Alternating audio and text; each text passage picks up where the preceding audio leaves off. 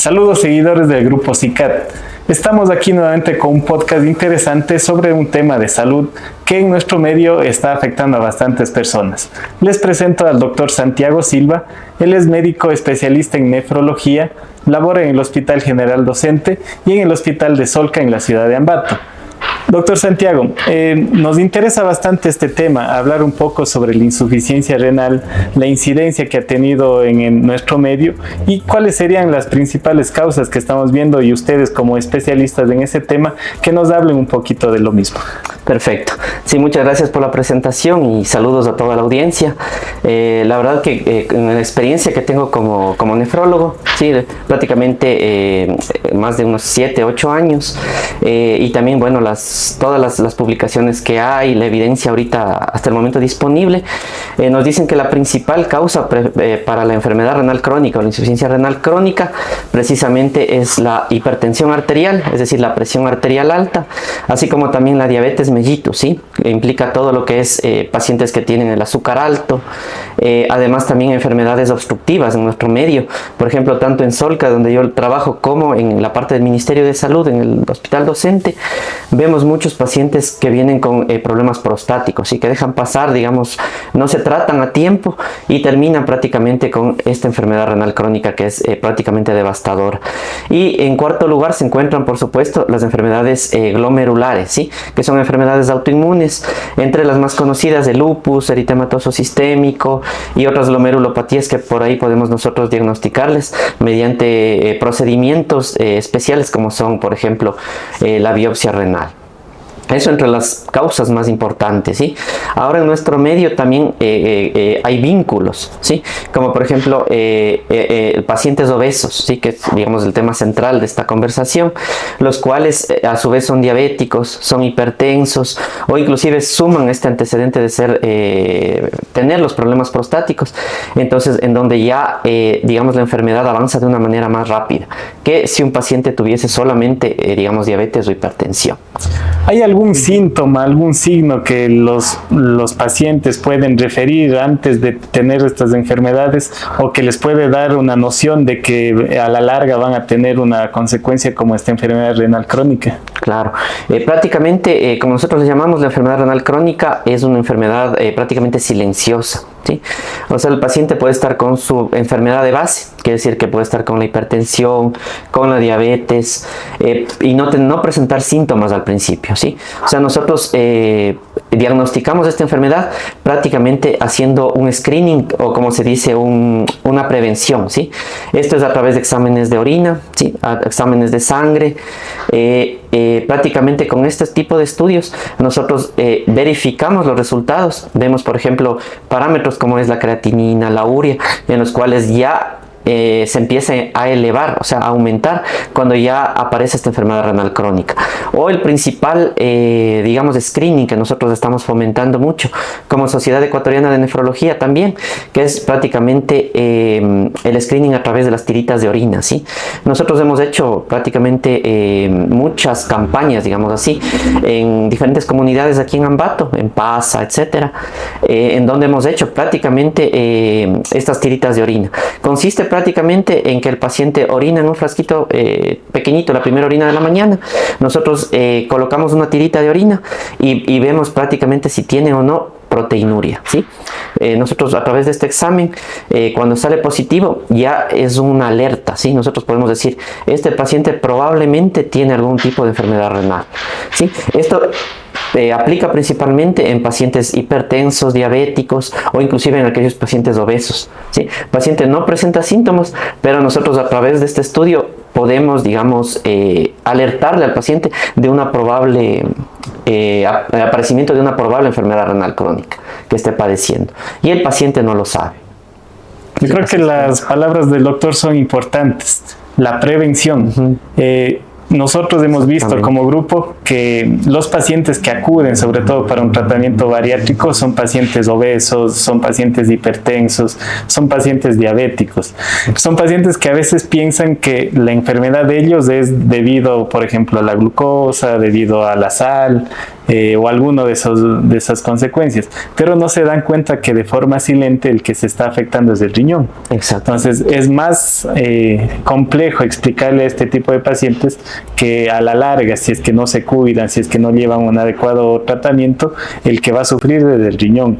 Entonces, doctor, una consulta. ¿Qué relación existe entre la obesidad y el desarrollo de estas enfermedades renales? ¿Es una relación bastante fuerte o es algo que puede venir como consecuencia de las otras enfermedades? Claro, es una muy buena pregunta esa, ¿sí? Para analizarla. La verdad que es una relación muy fuerte. ¿Sí? La verdad que el paciente obeso en sí ya genera, digamos así, un síndrome metabólico que se le llama hoy. O sea, ¿qué es este síndrome metabólico? Prácticamente consiste en el aumento del colesterol, de los triglicéridos, que son conocidos como los lípidos, lo cual genera prácticamente un daño directo al riñón, al corazón y también al hígado, ¿sí? Por eso ahorita se maneja como términos nuevos esto de la hepatitis no alcohólica, debida precisamente al hígado graso, ¿no? A la esteatosis que se le llama. Entonces todo este síndrome metabólico en sí genera un estado inflamatorio crónico, ¿sí? ¿Qué quiere decir esto?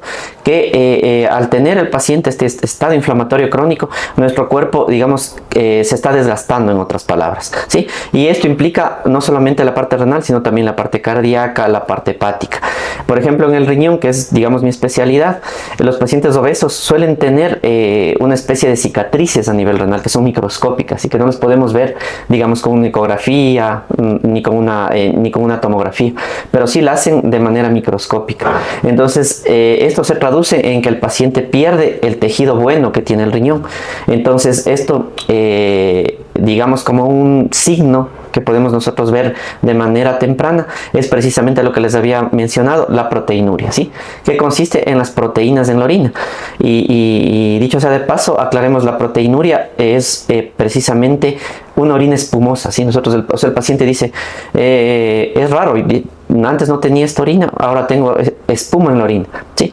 Es una espuma como, digamos, la cerveza. El paciente orina, uno normalmente ve que la orina en el baño disminuye la espumita esa de orina, pero en el caso de la proteinuria, levanta, ¿sí? En vez de bajar, sube.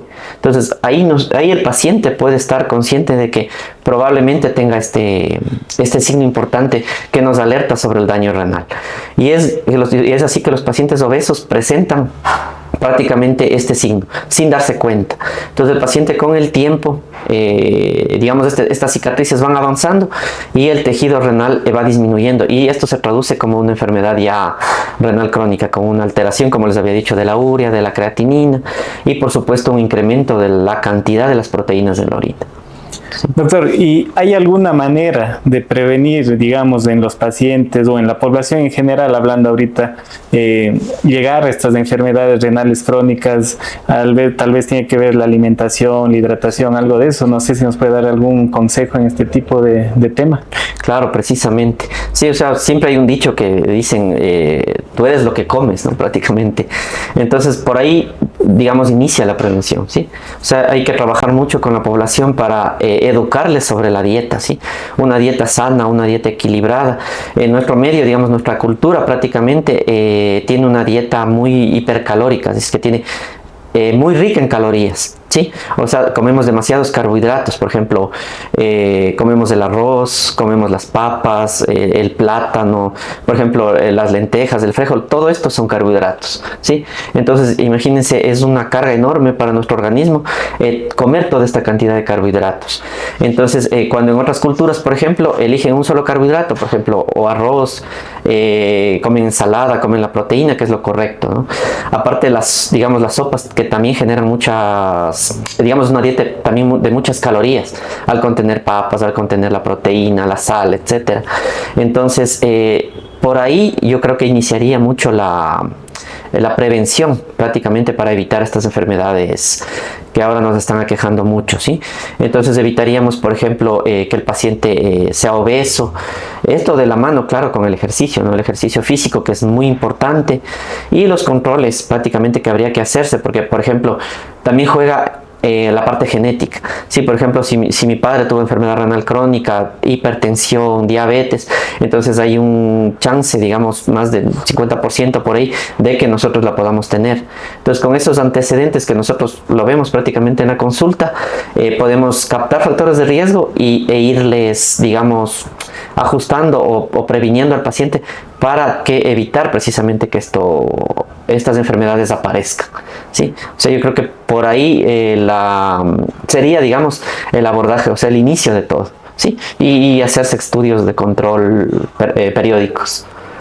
Doctor, y hablando ya de la parte, hablando un poco de cirugía metabólica, en su experiencia ha visto tal vez mejorías en pacientes que estuvieron al borde de la insuficiencia renal o que estuvieron ya con insuficiencia renal que se beneficiaron de cirugía metabólica? ¿Hay alguna experiencia, hay algún estudio? Claro, sí, de hecho hay muchos estudios que avalan prácticamente la cirugía bariátrica metabólica, como se le llama, ¿no? Actualmente mejora prácticamente este tipo de alteraciones. Por ejemplo, uno se ha visto también en la consulta, en la experiencia, pacientes jóvenes, especialmente obesos, sí, obesos que vienen con un índice de masa corporal. Nosotros hacemos un cálculo prácticamente entre, digamos, el peso dividido para la talla, ¿sí? Metros cuadrados.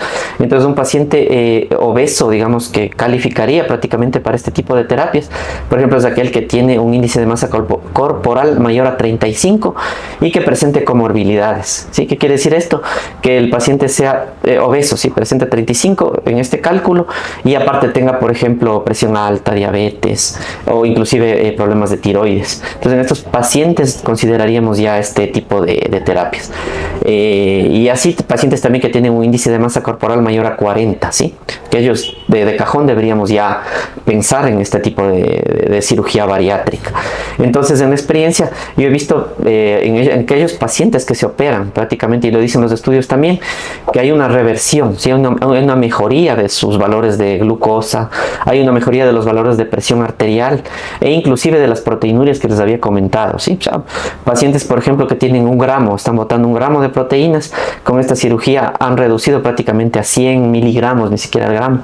Entonces el beneficio es, digamos, bastante interesante, ¿no? A pesar de que ahora digamos, se está viendo muchos fármacos que están ayudando a bajar de peso a los pacientes, digamos, entre esos son varios, ¿no? Ahorita no los vamos a nombrar, pero son muchísimos, inclusive que están en estudios que prácticamente todavía no se tiene algo claro, ¿sí? Lo que sí, bueno, las guías lo dicen, es que iniciar primero con la parte médica, ¿sí? O sea, ajuste de los estilos de vida, se puede utilizar inclusive estos medicamentos, por ejemplo el Saxenda, que son nuevos, en pacientes prácticamente, como les dije, obesos, 35 de índice de masa corporal con comorbilidades, pero a la larga, digamos, los estudios demuestran que la cirugía bariátrica genera muchos más beneficios y aparte se mantienen los pacientes en el tiempo, ¿sí? Esto, claro que hay que aclararle al paciente que una vez hecho la cirugía, por ejemplo, por lo general, según los estudios, 2 a 3 años, digamos, van a estar protegidos de este tipo de enfermedades porque el paciente se adhiere bien al tratamiento, a la dieta. Posteriormente a esto, hay que trabajar muchísimo desde la parte psicológica, desde la parte física, inclusive con medicamentos, para evitar, como les llaman los pacientes, un rebote, ¿sí? O sea, el beneficio, como les digo, es bastante bueno, pero sabiéndolo encaminar al paciente. Sí, porque a veces vienen pacientes y dicen, no, me hice la cirugía, después me dio un rebote a los 2-3 años, entonces es como que lo desestima, pero en realidad, digamos, el 50% prácticamente viene con la responsabilidad del paciente, ¿sí? Tanto en hacer un ejercicio, actividad física y ejercicio, sí, que son 2 cosas distintas.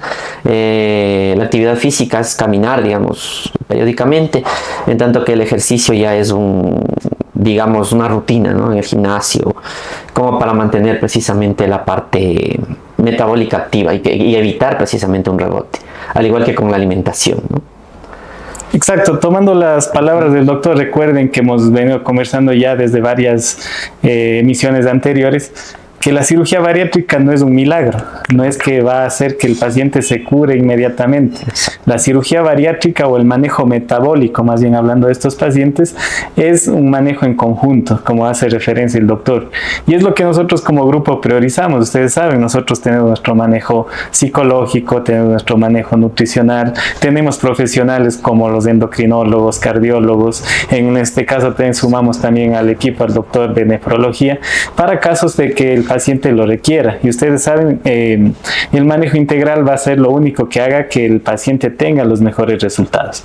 Doctor, ¿por qué propusimos este tema? Porque se ha hablado mucho, se ha escuchado mucho en estos días las exigencias que están haciendo los pacientes renales, digamos, con insuficiencia renal, al gobierno porque no desembolsa los costos, digamos, de una diálisis, de este tipo de manejo. ¿Qué tan costoso es una diálisis en nuestro medio? ¿O qué tan costoso es el tratamiento de un paciente que tiene ya una insuficiencia renal? Claro, es bastante costoso, la verdad. Sí, nosotros vemos prácticamente digamos, en nuestro medio, en nuestra propia ciudad, que están el incremento de los pacientes que ingresan a diálisis, la verdad que casi que se han duplicado en relación a años pasados, ¿sí? De hecho, este mes prácticamente tuvimos ya como prácticamente 10 pacientes nuevos que ingresaron a diálisis, solamente en este mes. Así es que una terapia de diálisis, la verdad que es bastante costosa. Está más o menos, por cada sesión, más o menos están al borde de los $200, ¿sí? Por cada sesión. Esto quiere decir que, imagínense, solamente en este mes que ingresaron prácticamente 10 pacientes, ya estaremos casi bordeando los 2.000 en el mes. Entonces, la verdad que hay que trabajar muchísimo en prevención. Esto le cuesta al Estado prácticamente muchísimo dinero.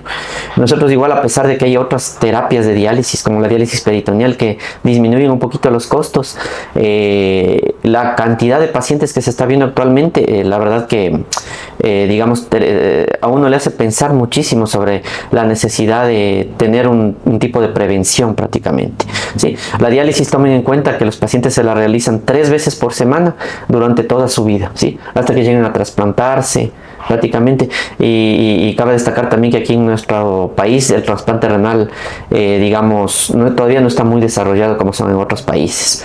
Entonces, lo que nos queda por ahora es trabajar mucho en prevención, ¿sí? Mucho en prevención, en decir al paciente que, digamos, cuide sus riñones, buenos hábitos como el ejercicio, la dieta, y claro, en los pacientes obesos, qué mejor prevención que considerar prácticamente esto de esta cirugía bariátrico-metabólica, así que de hecho nos está ayudando mucho a que pacientes reviertan tipos de enfermedades crónicas como la hipertensión y la diabetes, que, como dije anteriormente, desarrollan enfermedad renal crónica. Entonces, yo creo que por ahora nos queda el camino de la prevención, ¿sí? Para evitar precisamente este incremento abrupto que estamos teniendo con los pacientes en diálisis. Muchísimas gracias, doctor. Doy un cordial saludo, un cordial agradecimiento de parte del grupo. Ha sido de mucha ayuda. Creo que los pacientes, creo que las personas que nos siguen van a estar bastante contentas con estas palabras, y sobre todo llevarnos a la mente lo que usted acaba de decir. La diálisis es una terapia costosa, es una terapia que, a pesar de que la asume el Estado, puede pasar esto, que el Estado en un momento deja de asumirlo. Entonces, ¿qué mejor poder prevenir? Una buena alimentación, unos buenos hábitos igual higiénico-dietéticos, y en pacientes que ya tengan alguna enfermedad metabólica o en alguna enfermedad que puede llegar a afectar al riñón, acudir a tiempo al especialista para un manejo en equipo, un manejo concentrado en el paciente, no un manejo generalizado, un manejo enfocado en cada patología del paciente para que puedan tener un mejor resultado. Muchísimas gracias, doctor. Es un gusto poder compartir con ustedes este podcast, y esperamos que sea de bastante utilidad para ustedes, nuestros seguidores. Gracias. Muchas gracias, Doc. La verdad que un gusto, y yo estaré para lo que necesite. Más bien, muchas gracias por la invitación, y estoy también agradecido con la audiencia y con ustedes por haberme considerado. Muchísimas gracias. Muchas gracias, doctor Santiago Silva.